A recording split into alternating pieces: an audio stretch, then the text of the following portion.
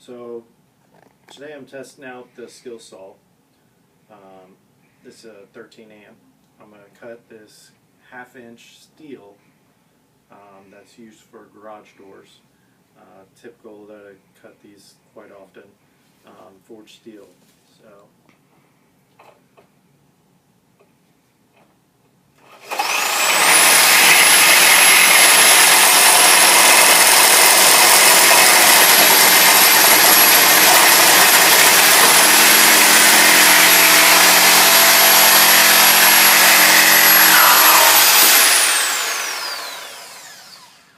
cuts pretty well.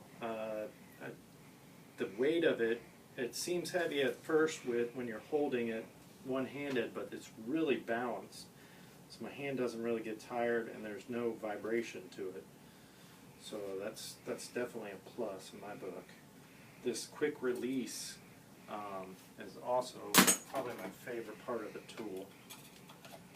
It's a swivel release, which tends to not make it to where the blade wants to come out. Alright, if you want to come around here. Another thing that I do a lot with demoing is taking down walls and cutting through many 2x4s or stacked up boards within a wall cavity. So switching out to a 10 tooth.